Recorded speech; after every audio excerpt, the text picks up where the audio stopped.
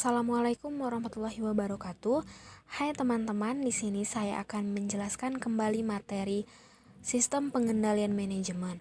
Materi pertama yaitu perencanaan strategis, kedua penyusunan anggaran, ketiga analisa laporan kinerja keuangan, keempat pengukuran kinerja, kelima kompensasi manajemen, keenam pengendalian atas strategi yang terdiferensiasi, dan ketujuh organisasi jasa. Baiklah, sebelum menonton jangan lupa like, komen, dan subscribe. Perencanaan strategis. Rencana strategis adalah proses mendokumentasikan dan menetapkan arah bisnis dengan menilai di mana posisi perusahaan berada dan arah tujuan perusahaan.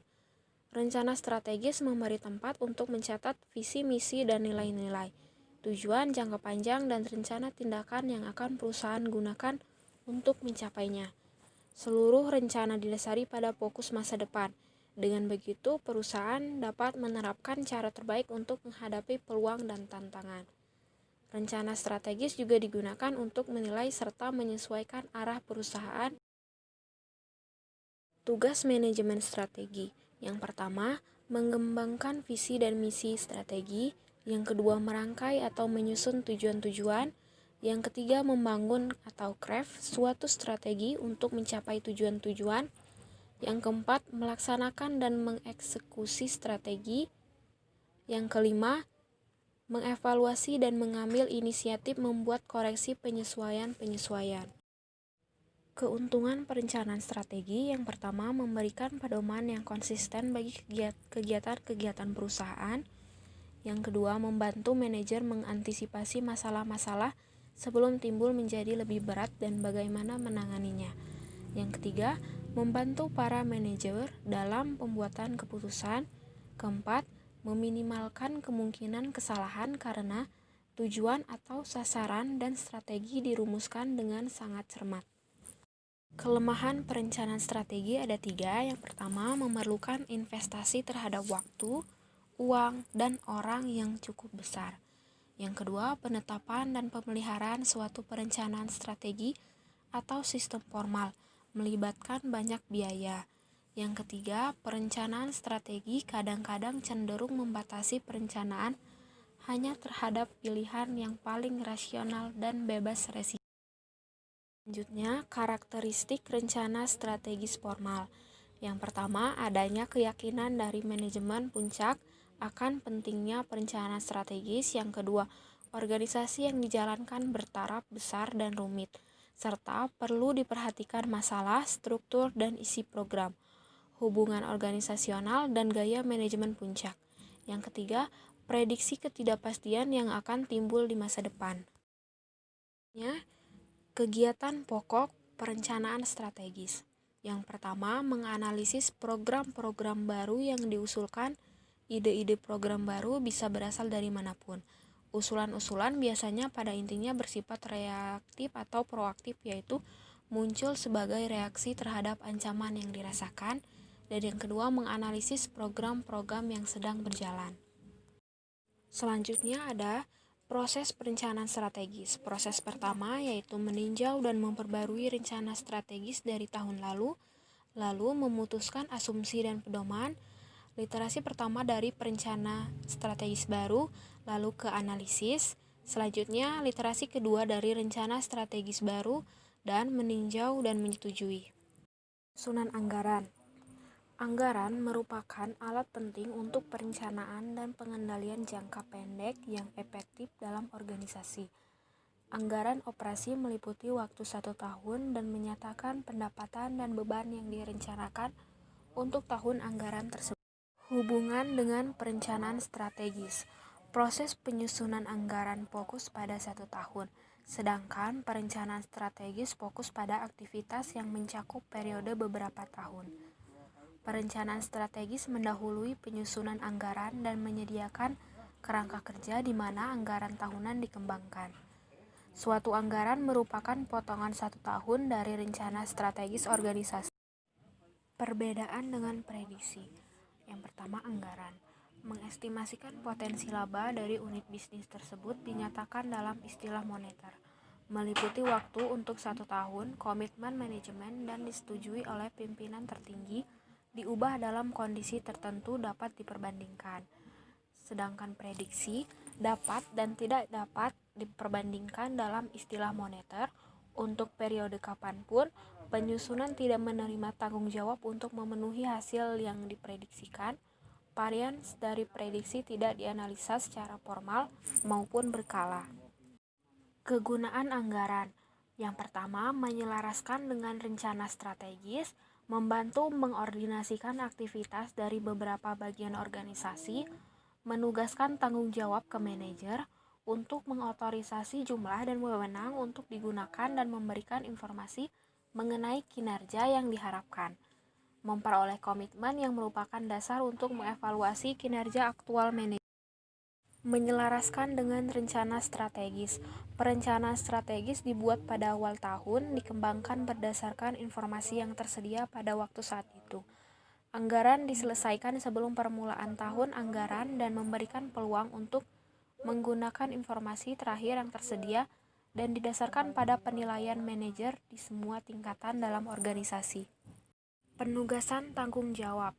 Anggaran memberikan wewenang kepada manajer pusat tanggung jawab guna membelanjakan sejumlah uang tertentu untuk tujuan tertentu yang telah ditetapkan sebelumnya, tanpa perlu persetujuan dari wewenang yang lebih tinggi. Dasar untuk evaluasi kinerja. Ada 3. Yang pertama, anggaran menjadi tolak ukur atau benchmark terhadap kinerja aktual.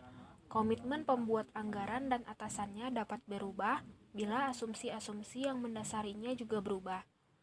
Anggaran menugaskan tanggung jawab kepada setiap pusat tanggung jawab dalam organisasi. Anggaran operasi ada 5. Yang pertama, untuk organisasi secara keseluruhan dan unit bisnis, diklasifikasikan berdasarkan pusat pertanggungjawaban. Yang ketiga, umumnya meliputi pendapatan, biaya produksi dan penjualan, umum dan administratif, serta penelitian dan pengembangan. Beban dapat bersifat fleksibel, diskresioner, komitmen. Dan yang terakhir, untuk waktu 1 tahun yang dibagi per bulan atau per kuartal. Teknik-teknik kuantitatif. Simulasi yaitu metode yang membangun model dari situasi real dan kemudian memanipulasi model sedemikian rupa untuk mengambil kesimpulan tentang situasi real. Penyusunan dan peninjauan anggaran. Analisa laporan kinerja keuangan. Yang pertama, menghitung varians perbandingan antara kinerja aktual dengan anggaran. Varians bersifat hierarkis. Varians dimulai dengan kinerja unit bisnis keseluruhan. Sistem yang efektif mengidentifikasi varians yang terjadi ke tingkat manajemen bawah. Jenis varians. Yang pertama, varians pendapatan terdiri dari varians harga dan varians volume. Dibagi lebih lanjut berdasarkan area dan distrik penjualan. Untuk unit bisnis secara keseluruhan dan setiap pusat tanggung jawab pemasaran. Yang kedua, varians beban terdiri dari biaya tetap dan biaya varians. Ada beberapa cara dengan mana varian dapat dirangkum dalam suatu laporan bagi manajemen. Salah satu kemungkinan ditunjukkan dalam tampilan laporan. Ini terutama digunakan karena jumlahnya dapat ditelusuri dengan mudah ke tampilan-tampilan sebelumnya. Bentuk lain penyajian untuk varians-varians tersebut adalah dengan menunjukkan jumlah aktual beserta dengan variansnya. Hal ini memberikan indikasi mengenai relatif pentingnya setiap varians sebagai bagian dari total pos pendapatan atau beban yang terkait. Fokus pada margin kotor. Margin kotor adalah selisih antara harga jual aktual dengan biaya produksi standar. Biaya produksi standar saat ini harus mempertimbangkan perubahan dalam biaya produksi yang disebabkan oleh perubahan tarif dalam upah dan harga bahan baku. Biaya standar tersebut dan bukan biaya aktualnya digunakan agar efisiensi produksi tidak mempengaruhi kinerja dari organisasi. Standar evaluasi. Dalam sistem pengendalian manajemen, standar formal digunakan dalam evaluasi laporan atas aktivitas aktual dan terdiri atas 3 jenis. Yang pertama, standar atau anggaran yang telah ditetapkan sebelumnya, standar historis, standar eksternal, dan keterbatasan standar. Biaya teknik dan biaya diskresioner. Varians dalam biaya teknik dipandang dengan cara yang berbeda secara mendasar dari varians dalam biaya kebijakan. Varians yang menguntungkan dalam biaya teknik biasanya merupakan indikasi dari kinerja yang baik, yaitu semakin rendah biayanya maka semakin baik kinerjanya. Hal ini bergantung pada kualifikasi bahwa kualitas dan pengantaran tepat waktu dinilai memuaskan. Tindakan manajemen. Ada satu prinsip utama dalam menganalisis laporan keuangan formal. Laporan laba bulanan sebaiknya tidak berisi hal-hal yang tak terduga. Informasi yang signifikan harus dikomunikasikan secepatnya melalui telepon, fax, atau pertemuan pribadi segera setelah hal itu diketahui. Laporan formal mengkonfirmasikan kesan umum bahwa manajer senior telah mengetahui dari sumber-sumber tersebut. Berdasarkan informasi ini, ia dapat bertindak sebelum menerima laporan formal. Pengukuran kinerja. Pengukuran kinerja adalah tindakan pengukuran yang dilakukan terhadap berbagai aktivitas dalam rantai nilai yang ada pada perusahaan. Hasil pengukuran tersebut kemudian digunakan sebagai umpan balik dalam bentuk tindakan yang efektif dan efisien dan akan memberikan informasi tentang prestasi pelaksanaan suatu rencana dan titik di mana perusahaan memerlukan penyesuaian atas aktivitas dan pengendalian. Manfaat pengukuran kinerja. Yang pertama, mengelola operasi organisasi secara efektif dan efisien melalui pemotivasian personel secara maksimum. Yang kedua, membantu pengambilan keputusan yang berkaitan dengan penghargaan personil seperti promosi, transfer, dan pemberhentian. Yang ketiga, mengidentifikasi kebutuhan pelatihan dan mengembangkan personil dan untuk menyediakan kriteria seleksi dan evaluasi program pelatihan personil. Yang keempat, menyediakan suatu dasar untuk mendistribusikan penghargaan. Proses pengukuran kinerja. Yang pertama, mendefinisikan misi, penetapan tujuan, sasaran, dan strategi perusahaan. Kedua, penetapan dan pengembangan indikator. Ketiga, pengukuran kinerja dan penilaian hasil pengukuran. Dan keempat, pelaporan hasil-hasil secara formal. Balance scorecard. Balance scorecard merupakan salah satu model pengukuran kinerja gabungan antara ukuran kinerja keuangan dan non-keuangan. Oleh sebab itu, unit bisnis harus diberi cita-cita dan diukur dari 4 perspektif, yaitu keuangan, contohnya margin laba, ROA, arus kas, dan lain-lain.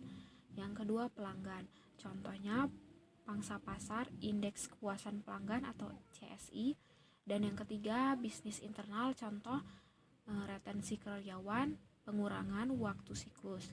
Keempat, inovasi dan pembelajaran, contohnya presentasi penjualan produk baru.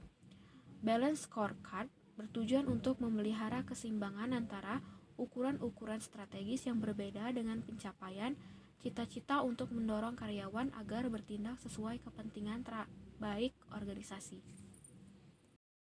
Tujuan pengukuran kinerja.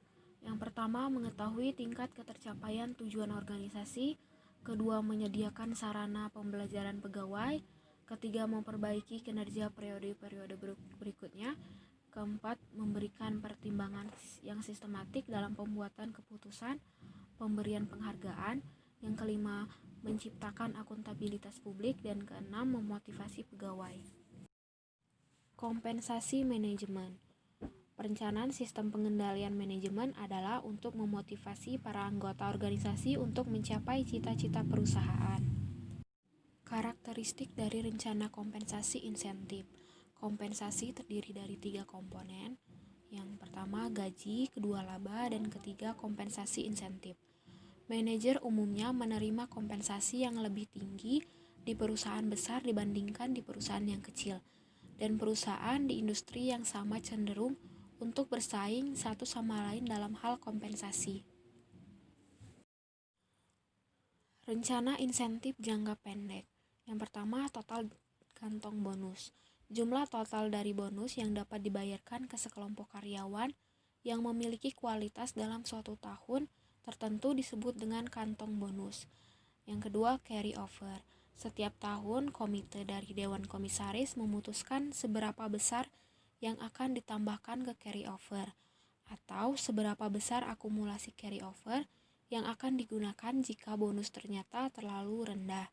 Yang ketiga, kompensasi ditunda. Meskipun jumlah bonus dihitung secara tahunan, pembayaran ke penerimaan mungkin disebar ke suatu periode. Biasanya 5 tahun. Dalam sistem ini, eksekutif hanya menerima 1/5 dari bonus mereka di tahun ke depan. Rencana insentif jangka panjang. Yang A, opsi saham.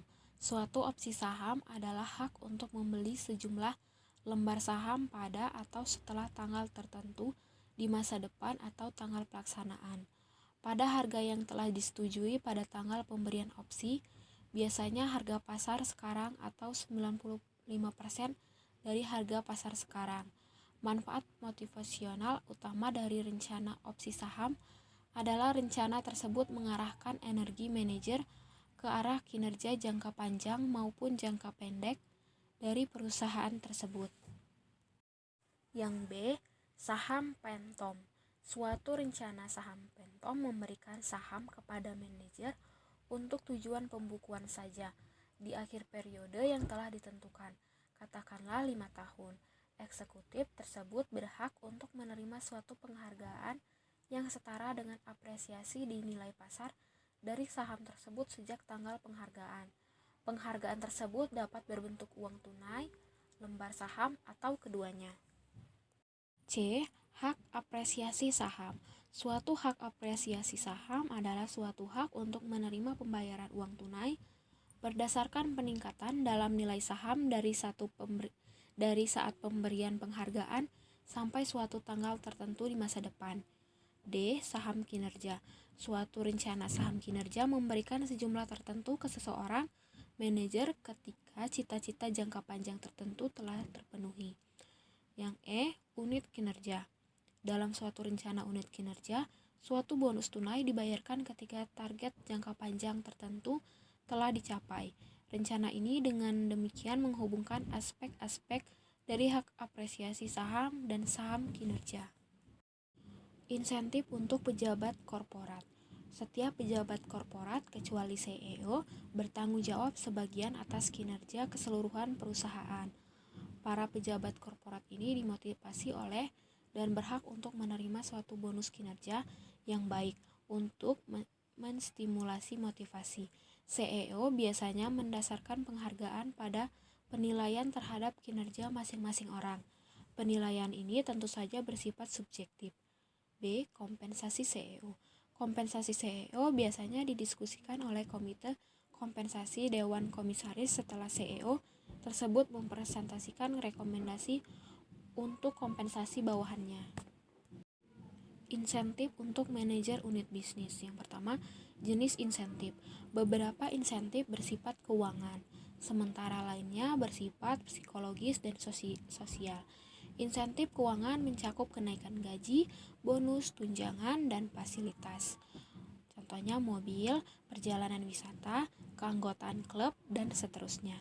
Insentif psikologi dan sosial meliputi kemungkinan promosi, tambahan tanggung jawab, otonomi yang lebih besar, lokasi geografis yang lebih baik, dan pengakuan. Agensi.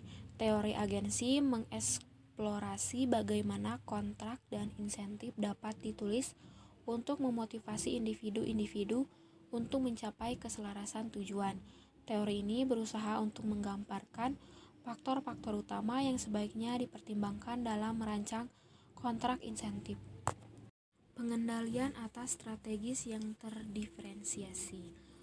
Strategi korporat. Logika untuk menghubungkan pengendalian dengan strategi yang didasarkan pada garis pemikiran berikut ini. Organisasi yang berbeda umumnya beroperasi dalam konteks strategi yang berbeda. Strategi yang berbeda memerlukan prioritas. Tugas sistem pengendalian tugas adalah sistem pengukuran yang memengaruhi perilaku dari orang-orang yang aktivitasnya sedang diukur dengan sedemikian. Keprihatinan yang selalu ada dalam merancang sistem pengendalian. Implikasi terhadap struktur organisasi. Strategi korporat yang berbeda mengimplikasikan struktur organisasi yang berbeda dan pada gilirannya pengendalian yang berbeda. Strategi korporat untuk industri tunggal. Manajer senior kemungkinan besar akan sangat mengenal industri di mana perusahaan bersaing dan banyak dari mereka yang cenderung untuk memiliki keahlian dalam penelitian dan pengembangan produksi dan pemasaran.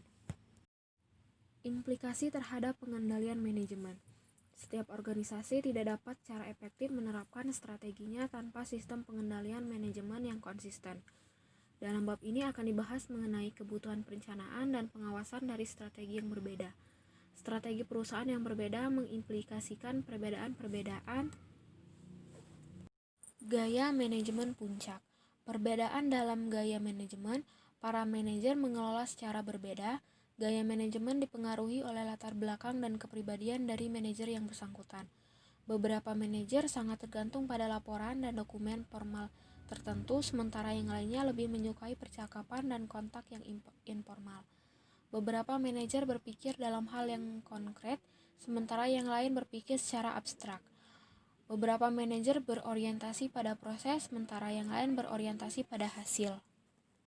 Implikasi terhadap pengendalian manajemen. Berbagai dimensi dari gaya manajemen mempengaruhi secara signifikan operasi sistem pengendalian. Gaya manajemen mempengaruhi proses pengendalian manajemen.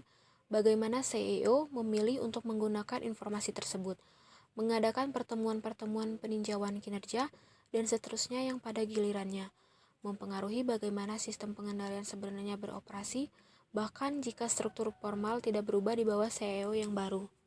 Pengendalian ketat versus pengendalian longgar. Gaya manajer mempengaruhi tingkat dari pengendalian ketat versus pengendalian longgar.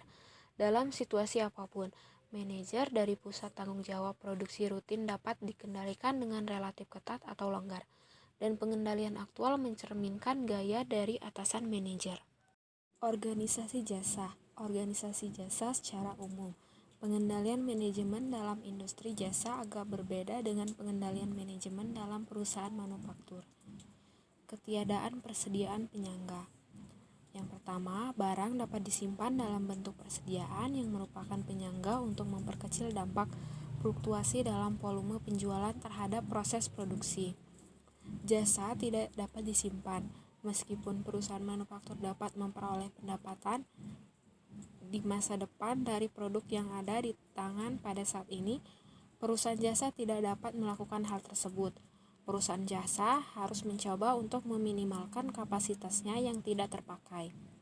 Kedua, variabel kunci organisasi jasa adalah sampai sejauh mana kapasitas sekarang disesuaikan dengan permintaan. Kesulitan dalam mengembangkan kualitas.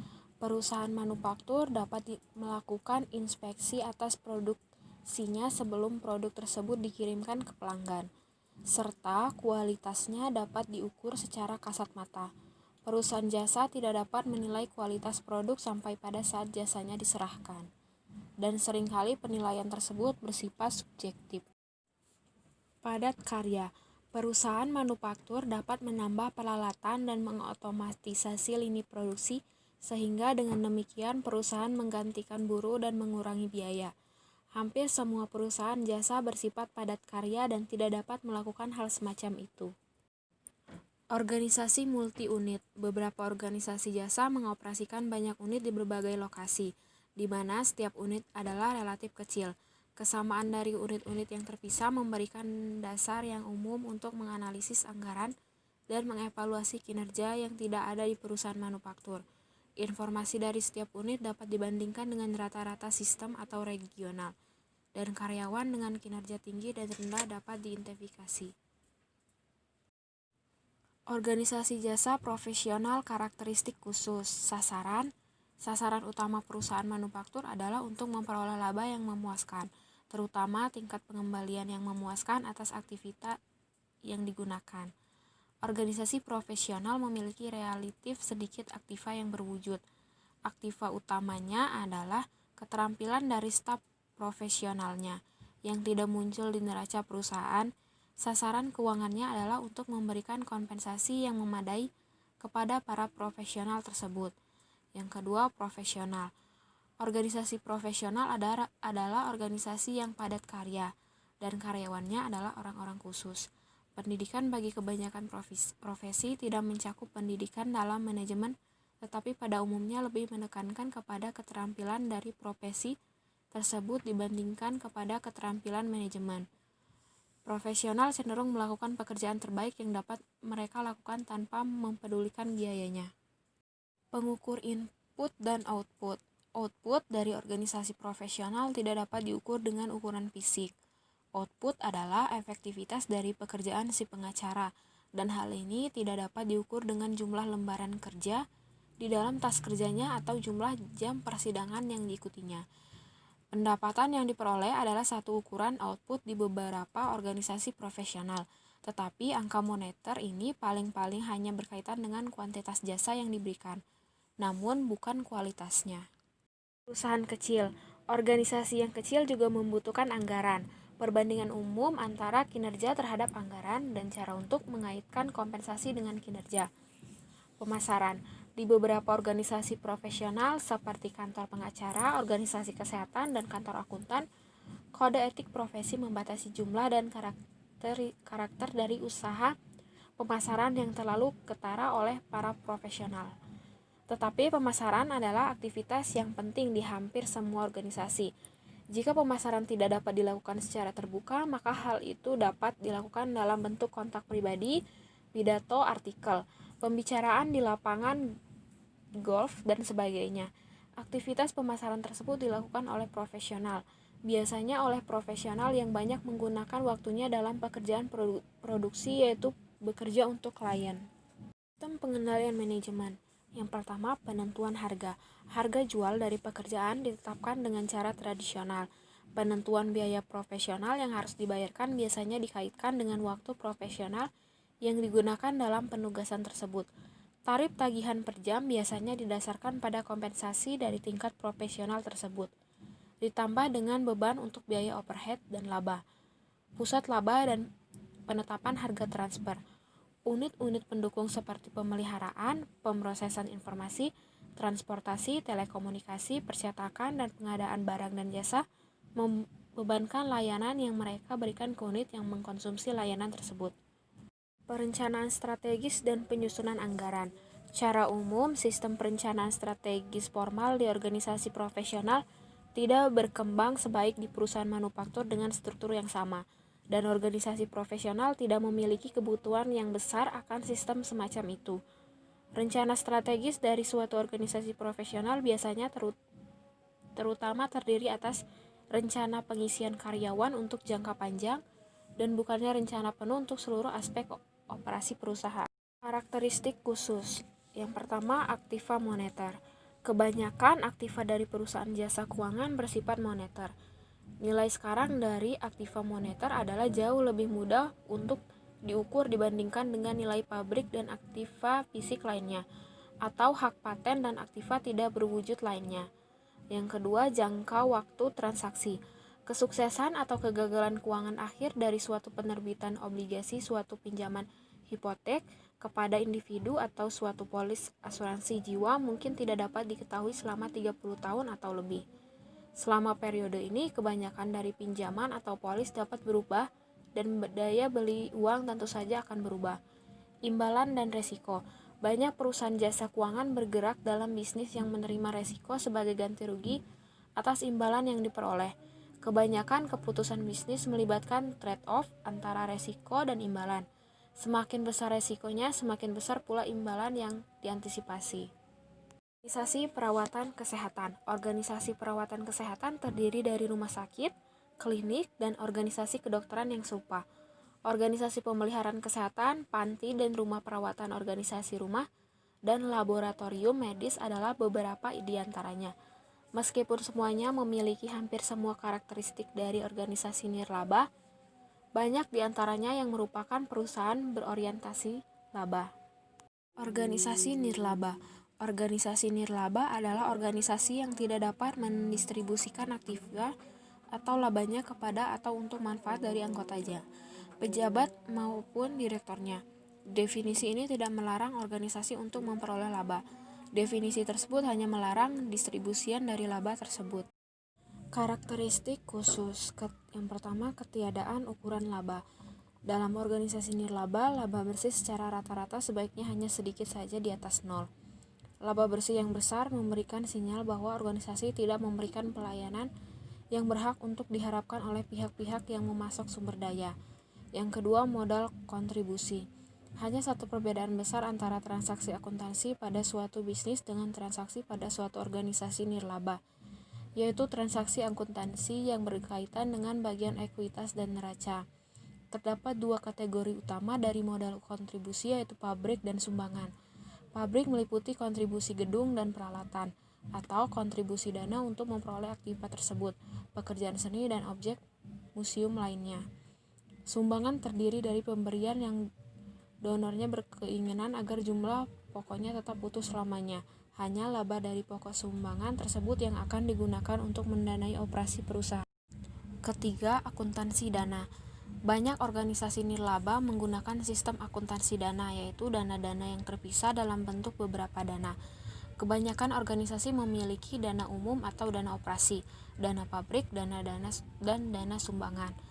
Beragam dana lain untuk tujuan khusus. Yang keempat, pengelolaan. Organisasi nirlaba dikelola oleh Dewan Pengurus.